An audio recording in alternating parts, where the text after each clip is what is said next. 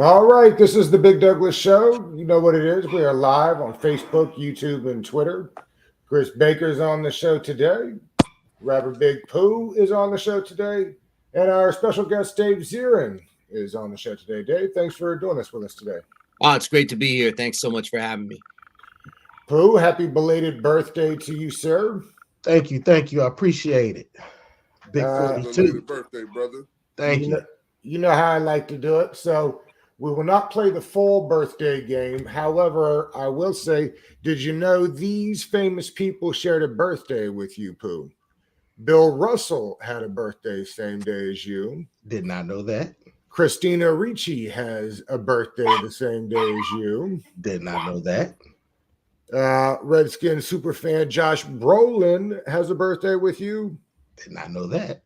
And everybody will pump a fist for you. Arsenio Hall has the same birthday as you. I did know that. And I share right. birthday with Gucci Mane. Okay, there you go. Gucci Mane. Found that out. Yeah. Let's see. A lot of going on over the weekend. I want to say thanks to everybody that sent me well wishes. You know, we laid my dad to rest in Arlington. Man, if you have never been to a funeral at Arlington National Cemetery, buddy, they put you up in the caisson, pulled by the horses.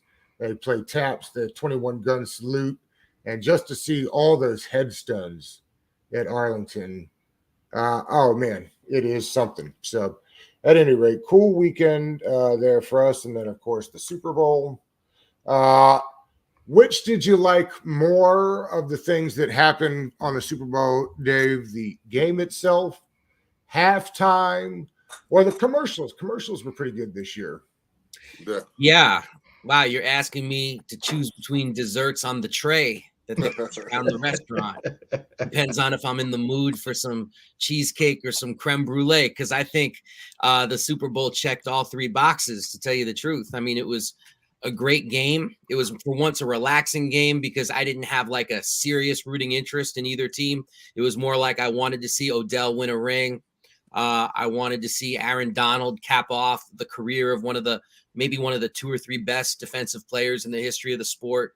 And, you know, I just got it. We're a Baltimore Ravens house. It just is what it is. That's my home. And so seeing the Bengals win would have put a sour taste in some people's mouths. So we were rooting for the Rams, but it wasn't like hardcore or anything. The commercials, yeah, we're pretty dope.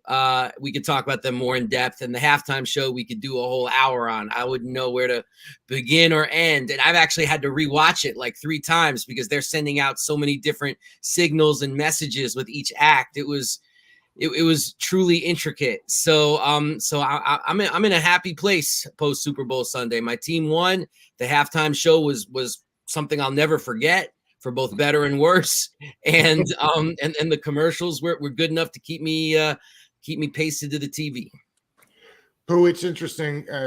You have done many a show, so I'm sure you appreciate it. They've got 5 minutes to set up for halftime. I mean, pulling that off just has to be an incredible feat of like do your jobbiness, right? Absolutely, man. You know, shout out to all of the crew, the production staff, and the crew that, you know, put that elaborate setup together. And, you know, they had the rug or carpet or mat or whatever that was laid out with the city on it. And then, you know, the stage were the houses. And just, you know, shout out to all the people behind the scenes, man. They don't ever get enough love. They do all of the dirty work. You know, they like the guys in basketball that set screens. They're like defensive tackles in a way, not named Aaron Donald. You know, they do all of the dirty work that goes into, you know, what we end up seeing, which was the show. But the show wouldn't be possible without them. So was the show everything you had hoped it would be? Absolutely. You know, I couldn't complain at all. You know, knowing how much time there is for them to actually perform, you know, you got to pretty much do a medley. You know, kind of could have guessed the songs that were going to be picked. Well, I could have. In fact, Dave did. Yeah, you know, you kind of knew what was going to be picked, but you know, the way they put it together, how they seamlessly ran it from one thing to the next. I thought it was brilliant, and it was a good representation of, you know, hip hop. And finally, we got to see hip hop on that stage. People been asking and clamoring for it for years. And, to finally see it. I mean, it's only the number one music genre.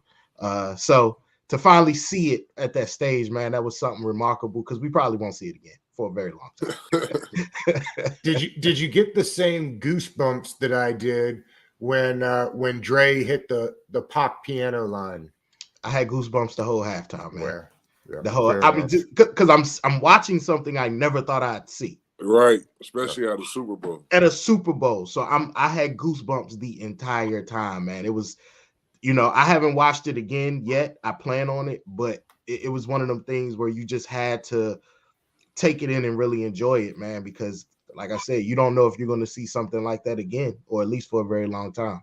Yeah, I saw somebody post something. It was like the only thing that was missing from the show was Tupac walking out on the damn stage. Yeah, they said that's why I put that there, because I thought maybe they were going to do that hologram. They said that's how you know he was gone for real, because he didn't show up for this. Right, man. Yeah. That joint was crazy, man. Just seeing old school 50. That's back when I was in high school. So, us being from Connecticut, that's near New York, we all had them little 50 Cent wife beater joints. The G Unit beaters. The G Unit beaters. It was $7 million per 30 seconds for the commercials. Dave, were there any that stood out to you? A lot of crypto this year. Yeah, I mean, what stood out to me is this is like the Super Bowl, the Olympics, everything rolled into one for Madison Avenue and the advertising industry and the various companies that will pay the top firms to do the top commercial, because $7 million for that real estate, that's no joke. I mean, because here's a statistic I saw today that blew my mind. Of the top 100 watched television shows in 2021 in this country, 75 were NFL games. Incredible. Wow. Incredible. And there's no other sport in the other 25. So it's just right. And that's great. So it's like, to even compare the NFL to baseball, basketball, hockey, it's almost like a different species of sport. I mean, it's the last, and we live in such a sliced and diced culture right now. So this is like the last monocultural thing that we have. Everybody watches the Super Bowl, everybody watches the NFL, and that's how you get a $7 million commercial out of it. And so to me, it's always really interesting, because it's like the NFL, they're run by some of the wealthiest people in the country. So when I see what commercials they choose, it's almost like, to me, where are they putting their bets for the future of this country, for what's going to grow? What kind of commercial partnerships are they interested in as billionaires, as people who run this multi-billion-dollar entity called the NFL? What are they looking at for their partnerships? And so from that perspective, looking at things like crypto and gambling, I mean, that was really running the roost. And, the commercials were all very creative. But when you strip away and think to what are they actually advertising, they're not advertising manufacture. They're not advertising, things that we make in this country.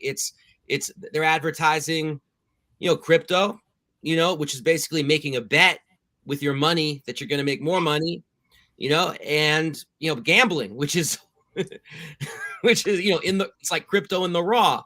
So it's so funny to me. And we could have a whole discussion about how the NFL went from keeping people like Alex Karras and Paul Hornung out of the Hall of Fame for gambling to now having a team in Las Vegas and being like DraftKings and all the rest of it. So the flip and the turnaround has been wild now that they've figured out how to monetize that stream for themselves. But I just found the commercials fascinating, because to me, it's always like an interesting window into where the business of this country is going.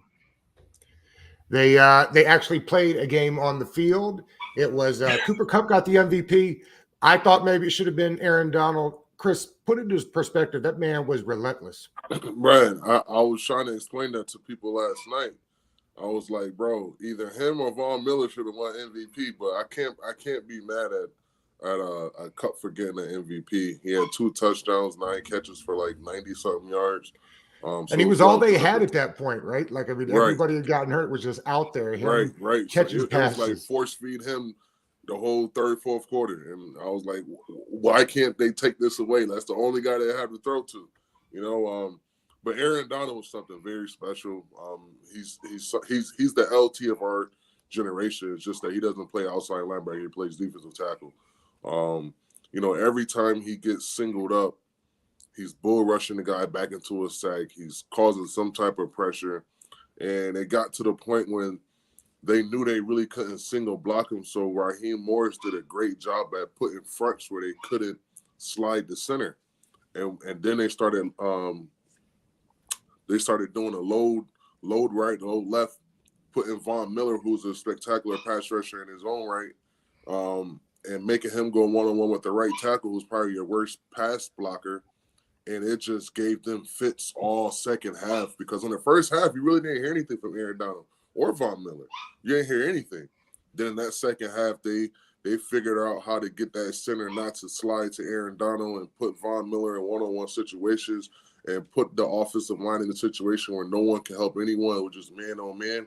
And when you put man on man with Aaron Donald, it's lights out.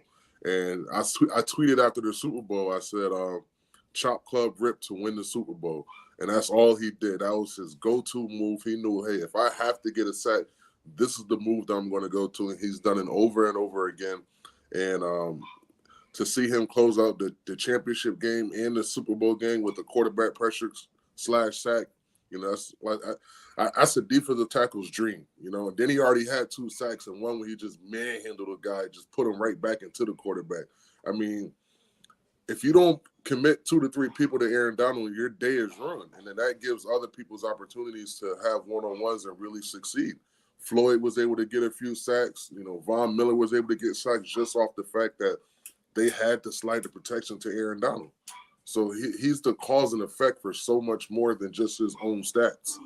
And he made the play before that sack too.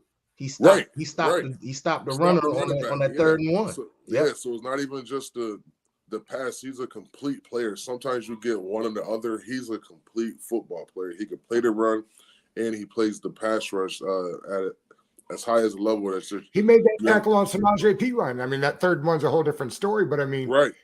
That is a big man running the ball, and he grabbed him like, hey. And it's like when he get his grips on you, man, it's over. I almost feel bad for the offensive lineman when they do some cheap stuff to Aaron, because when he gets a hold of that face mask, I think he might rip one off one day. And both quarterbacks played injured. I mean, they really were out there battling. It's just they didn't call anything all game until the very end of the game. I know it did. What pissed me off about I was thinking about you when they did that. I said, somewhere Chris is getting angry. I'm like, from the first quarter, Jalen Ramsey, he made a great play on the goal line.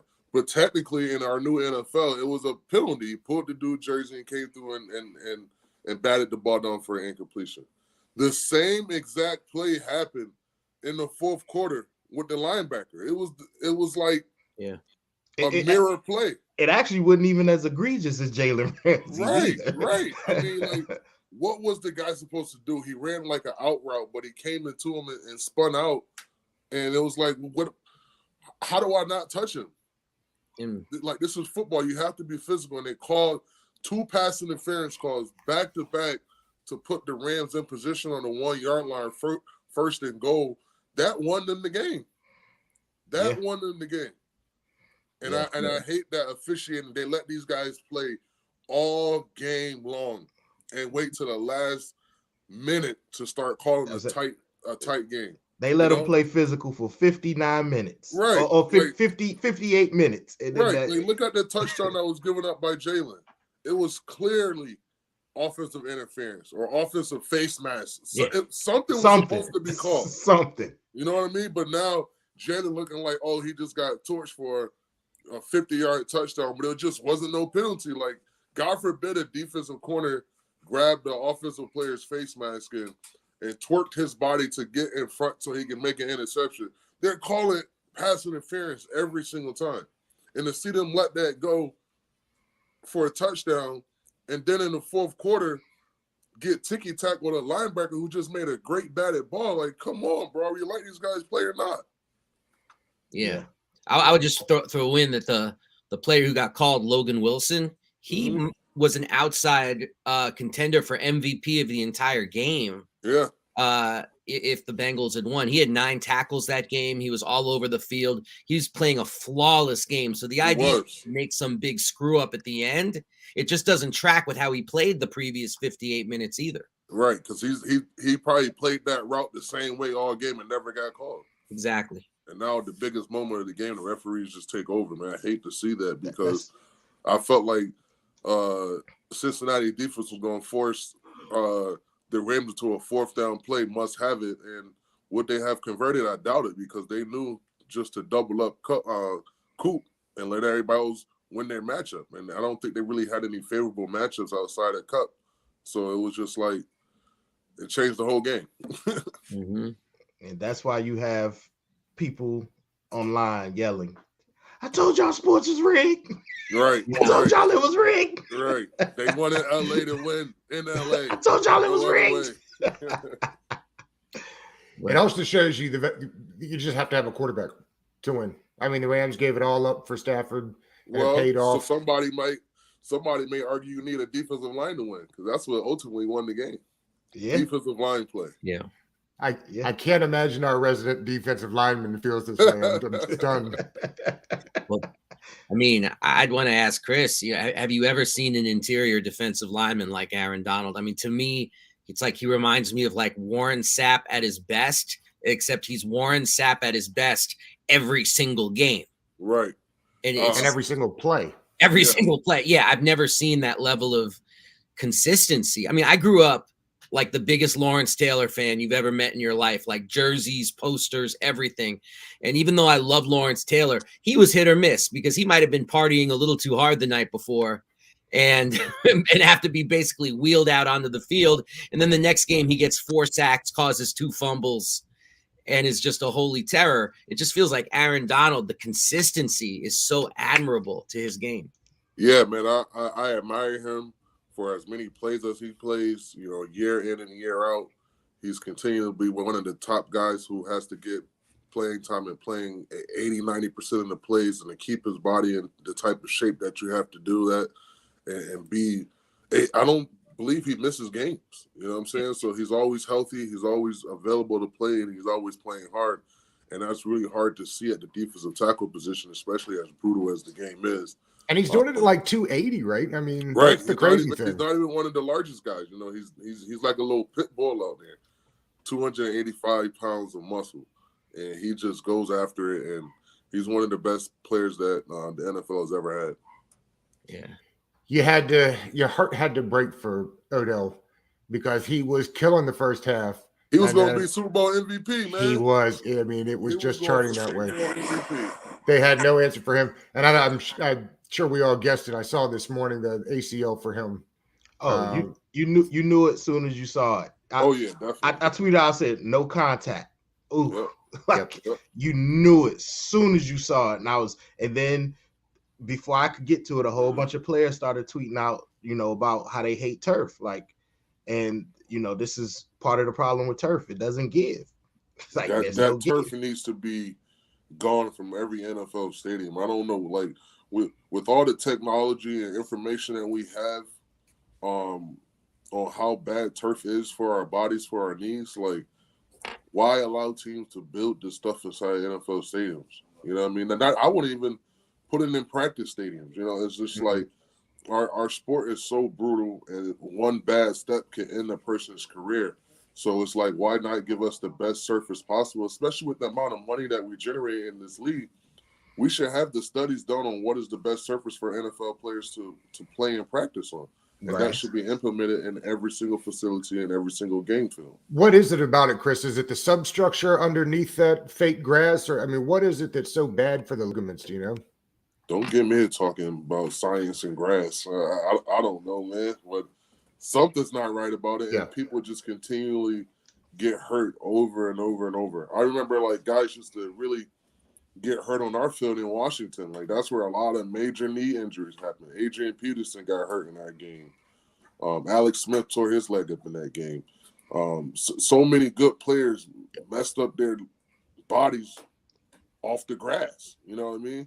And it really sucks. The NFL makes way too much money not to put the science behind why it shouldn't be in the NFL, but for some reason they're keeping it. We're in 2022 and Los Angeles just built that new stadium and they still have the same turf that's messing up people's knees. And why is that allowed? I have no clue. Yeah, it is. It is shocking, and it's a great point. Like we saw so much about the stadium. Right. I mean, the stadium was practically one of the stars of the show yesterday.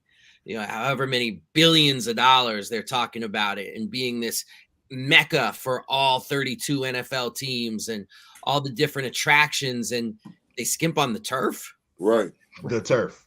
The turf. Which stadium is it? Is it Las Vegas or is it Arizona where they built it so the turf it's real grass, but They do roll at it both in. of them.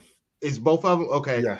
It's like I thought Los Angeles would do something similar. Like why didn't you build something you can roll back in? Especially with the weather out there. That's Well, good. I was going to say You that's ain't right. gotta It should worry be about no easy to grow snow. grass in California. Right. You ain't got to worry about snow and cold weather. Man. And you would think it'd be cheaper to grow grass. You lay Right. sod down, you fertilize it, and you put water on it. That's kind of And how God manage it. intended it. And manage it. And Pooh, you believe McVay when he says he's going to retire? No. You Football saw that junkie. there, right? You know, I understand he's getting married this offseason, I believe it is, or just got married, one or the other. But I understand the pull, but this football is a powerful drug, man. Like, it's gonna be hard, especially after you coming off the high of winning the Super Bowl. I think you may see, as the team, because eventually they don't have any draft picks. They trading all the way their draft capital. So as these guys begin to age out and eventually retire, and the Rams are going to get worse. I'll believe at that point he may think about taking a break, but until they're not contenders anymore, I don't see it. I don't see it happening. The quote was, "I have a hot ass wife and I want Phillip Rivers level kids." Yeah, he about 10 years behind. Phil got right. Philip started in college, baby. he was pumping him out of college. For real. Yeah. You saw Skip Bayless went after Sean McVay after the game, big time, saying he's an egomaniac. He's trying to get his face in on everybody else's interviews. He's photobombing Aaron Donald. He's photobombing Von Miller. I don't know. I think when you win the Super Bowl, you can do pretty much whatever you want. You could do whatever you want, man. You are forever royalty. I didn't like that criticism. I was like, he's just that kind of guy. He's like an amped, motivational speaker kind of dude. Yo, he's 36 years old. He's the same age as some of his, older vets. You know what I mean? So it's like, hey, I'm one of the guys for real. Like all the other coaches are kind of disconnected because they're 20, 30 years older than us. But Sean is the same age as all of us. I'm 2 years older than my quarterback. I'm 2 years older than my quarterback. Right. I don't think you can technically photobomb if you're the head coach either. Yeah. Right. And you're a Super Bowl winner. There's nothing you can do wrong at that point. Nothing. I just don't see if you're a football guy and he comes from a football family like so many of these young coaches do, and you've been to 2 Super Bowls by age 36, you're on a track for some legendary status at that point. He doesn't. He's a Hall of Famer, right? Even if he did retire, he'd be a Hall of Famer, right? No. I don't know about that. No, he made it to 1 Super Bowl. 2. He's made it to 2 Super Bowls in 4 years. He only won one. He only got 6 years of coaching? 5. Yeah, hell no, he's not no Hall of Famer yet. He's had a great start though. Is Matthew Stafford a Hall of Famer? No. Yeah. What? I gotta go look up them Detroit numbers, them Detroit years. I know he put up numbers with Calvin Johnson, but they always talk about our quarterbacks winners. And if you think of Matt Stafford, you don't think of a winner. And his stats pale in comparison to somebody like Matt Ryan, who I don't think is a Hall of Famer. Right. And Matt Ryan. If they didn't lose that Super Bowl and Matt Ryan wins the Super Bowl, then he's probably a Hall of Famer too. Yeah. That's right. Maybe Super Bowl is a lot when you talk about quarterbacks. I mean, Eli did make it, and because he got them 2 rings. I don't think he would have made it. He ain't making it. He's going to make it. If he don't make those 2 Super Bowl wins against Tom Brady, we won't have the discussion about Eli being a Hall of Fame quarterback. Right. But the fact that he beat Tom Brady twice. that just puts him in there. And he's always been like a top 10 quarterback, but never the best quarterback while he played. But yeah, he's definitely going to the Hall of Fame. Also, who thought Eli would turn into a commercial darling? Because those commercials he does are great. Those things are great. That was a given. Look at his brother. He just followed in his brother's footsteps. I mean, I saw it with Peyton. I don't necessarily think I saw it with Eli, but those JB Smooth commercials are great. I think all the Coopers, all the Mannings got personality. Right. He just didn't show his until he was done playing. Right.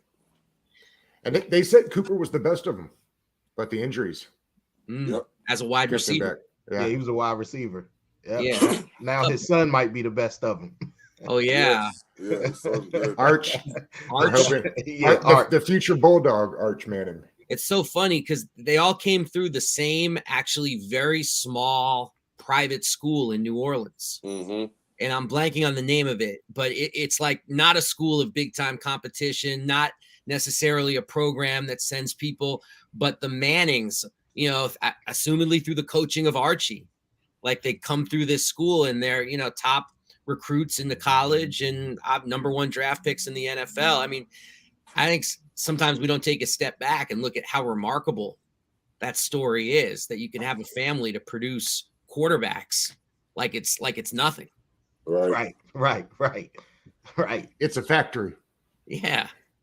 And I gotta say, I remember reading this article about Peyton when he was at Tennessee, and it was in Sports Illustrated, and there was a whole section about Eli, who was still in high school, about him being the funny Manning and just cracking everybody up. And Peyton would try to be all serious in interviews, and Eli would do all kinds of stuff to crack him up. So it was almost like it was there, and then he buried it, and now it's back out again. I mean, yeah, like Eli was probably the goofy brother because that's exactly. He's just goofy as hell. He probably just kept a super professional. You had to in New York. Back in New York, New York, you're under so much scrutiny. So even if you try to be the super corny guy, it's not funny corny. Then they're gonna talk about you bad in all the tabloids. So he probably just hid it for as long as possible. But now he can just do whatever he wants, and everyone's going to love it, no matter how corny it is, no matter how non-funny it is, because it came out of a Manning's mouth. It's going to be funny, and people are going to smile. Pooh, the report is the NFL owners are tired of Snyder. Do you think we've got any traction moving on this thing? Listen, unless Snyder has the ultimate blacklist folder with all of their dirt in it, I know they're tired because every few months it's another Snyder bomb. And I think the thing we have to look at here is bigger than just Snyder's indiscretions, right? It's what's the scrutiny that Snyder puts the other owners under when the Congress has to get involved, when just the whole okay, we got this new thing and I'm going to hire a private investigator to investigate. It's like, oh, what? You can't investigate yourself. Didn't we just go down this road with the Beth Wilkinson report or non-report or whatever? So I just think that at this point, the NFL is under too much, man. You have Snyder every 6 months. It's a new Snyder bomb. Then you have the Brian Flores suit that's happening simultaneously. And the NFL can't keep taking all these shots. So the easiest thing at this point is for them to say, okay, Snyder, you done this one too many, man. Like, because it was always going to have to be the other owners that get fed up. And I think they're getting to the point was like, look, man, you drawing too much attention to us. Like, we can't operate like we operate with all this attention you keep drawing and all this scrutiny you keep putting us under. And I can see them finally saying, look, man, he got to go.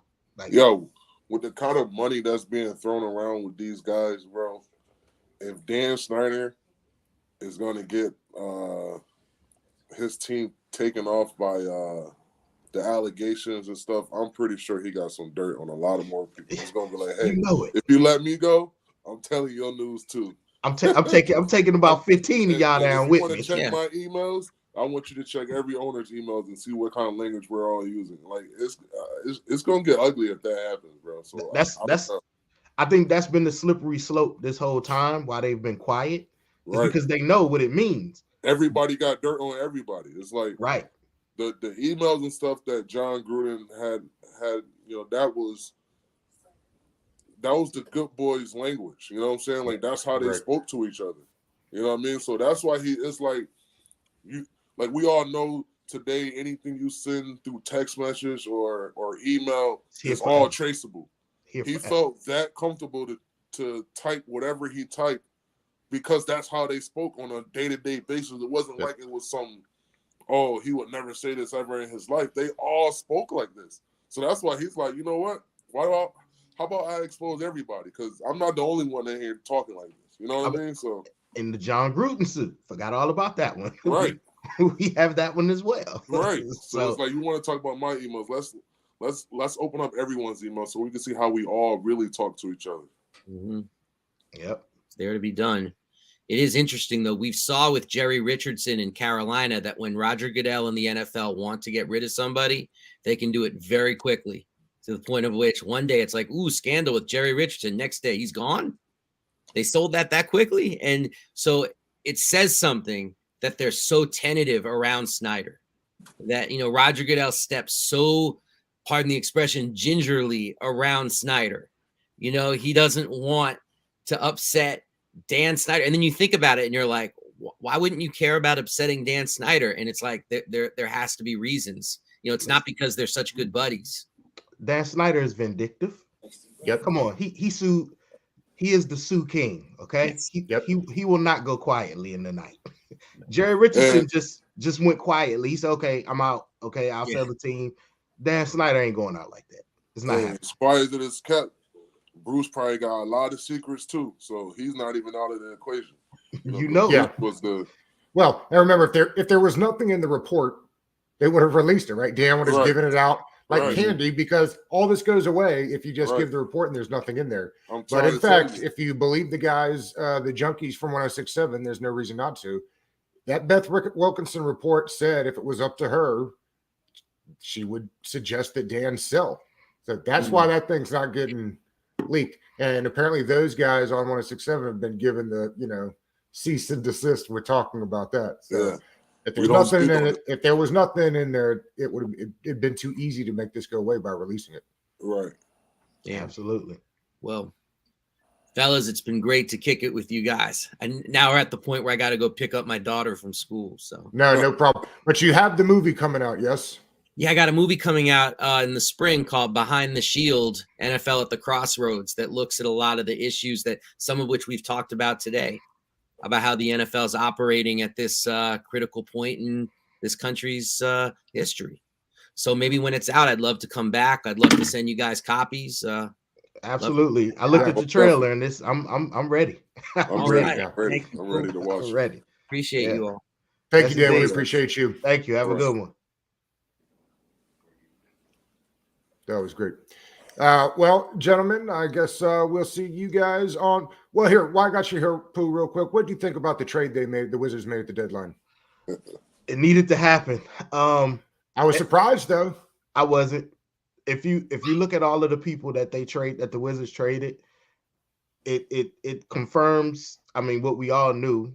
They was having a lot of problems in the locker room, and they traded everybody who had the issues in the locker room, because you just see the way they played after the trade. Like wins, losses, it doesn't even matter at this point. But if you look at the way they're playing now, the ball moves around, they're playing with energy, they're cheering for each other. Everybody kind of slide into their role. They know their role. They're not arguing over shots. They're not. So all of the people that they traded away are the people when these veiled comments come up from Bertans and KCP and whoever, they're talking about the guys that's gone. That's right. I mean, and then we all saw Dinwiddie. He wasn't long for Washington. We could see it the way he was playing on the court. Talk about being wrong. I really thought he was going to be a fit, and they were going to, I was excited on that one. I hope the Wizards get it together, man. Turn it back around like they had at the beginning of the season, man. Because I think they're doing good. You know, it's a good thing for Washington. You know, they don't have the star power now. With Brad obviously out and KP not playing right now, but I think that I think we're gonna have to talk about next year, but I think next year, by giving them young guys the time and experience that they need, to figure out either if they're going to be here long term or get their value up to move them in the off season. You got a winner in Kuzma, but they have to find a point guard, not a table setting point guard. Yep. Right. Like not a guy, not a scorer that they're trying to make into a point guard. They have to find an actual legitimate point guard, because when Ish Smith, he's just, his talented is limited, obviously. But when he got in the game, you saw it. It's like, yo, this is what they need. Somebody that can do this. So I think the trade was good for different reasons, but I think it was something that had to be done. And unfortunately, Tommy Shepard has the Ernie Grunfeld stank on him right now, whereas you cleaning up your own mess. So we can't give you props for that. But if Kristaps Porzingis is even relatively healthy, man, I think it's going to go down as an awesome trade for Washington down the line. Quick question. Go ahead. What do you guys think of this John Wall situation? Man, I feel sorry for John, man. Like, did they buy him out or no? What's the latest? Nothing yet. Yeah, it's they're saying he was going to buy him out, and then he'd go to LA, right? Was that the last thing that I heard? Well, I don't know. John Wall ain't giving back none of that money. None, not a dime. So that's the problem with the buyout. No, it should. He earned every last cent. It's one of them things with Wall that, when he got traded to Houston, it wasn't supposed to be a rebuild, and he ended up on a rebuild, and then they didn't have any use for him. But he makes so much money that the only other person they can legitimately trade for him for is Westbrook, which they didn't do because the Lakers didn't want to attach their only draft pick in the next 5-7 years to the trade. That's how bad Westbrook is. Had you seen the Chase Hughes report about that Wall and Westbrook thing? No. What was his report? It didn't happen, but he said that a guy down in Houston who didn't want his name to be used suggested that if Wall ended up going to LA, they could have sent Russell Westbrook back to Houston. Oh, Russell would have taken the buyout, and they came back to Washington. Yeah, Bill wouldn't have wanted that. No, it didn't happen. Of course, Bill got hurt like the day before that happened too. So at this point, you're just hoping for a lottery pick, right, and draft an actual point guard. But this is the problem with that, right? Because I went and looked at the standings. Yeah, the Wizards are like the 11th. They have out of the worst records, they're 11. So they're closer to a play-in than they are to a top 4 pick. So they have the easiest schedule going down the stretch, I think. But that's the caveat. They have the easiest schedule going down the rest of the season. But y'all know how the business goes. These owners are paying the coaches to lose for draft spots. Not Ted Leonsis. Not Ted Leonsis. Yeah, Ted Leonsis said he'll never tank. He means and he damn sure ain't going to pay to do it. Nah, Wes Unseld not getting his $100,000 a game to tank. So I think it's going to be interesting for them because unless they don't make the playoffs or the play-in, and unless they get lucky with a ball bounce, they'll be picking around number 9 again. And this is a like top 4, top 5 draft where there's legitimate difference makers, as they say. I haven't really watched college basketball this year yet, but the difference makers are 1 through 4 or 1 through 5, depending on how you look at a couple of guys. And if you're picking 9, now you're looking at another project. So it's one of the things I'm like, hey, look, just go out there, play hard. If you win, you win. If you lose, you lose. Like at this point, like this,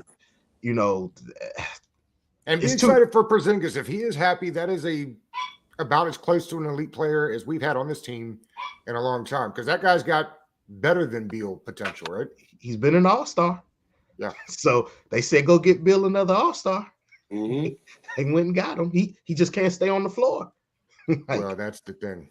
Yeah, hopefully he gets healthy. Hopefully he just takes some time to heal up and just get himself right. Probably got to change your diet, something like. You got to figure out something. Hey, when you 7'3", man, them knees and them feet, bro, they're gonna be a problem for your whole career. But right. I think they're doing a good thing by keeping him off the floor right now because he said he's ready to play, but I think they're just gonna slow walk it.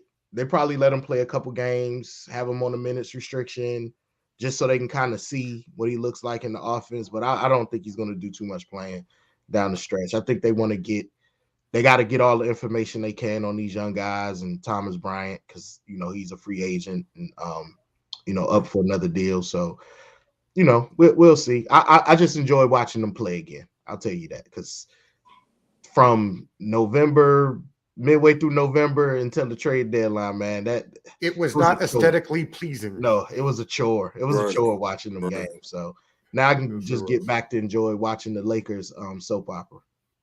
All right, fellas. Well, be nice to you ladies today. And remember, it's Valentine's Day, not Valentine's Day.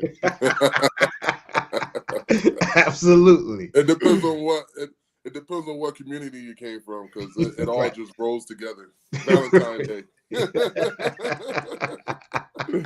Oh man. All right, fellas. I'll see y'all next week. All right, y'all have a good one.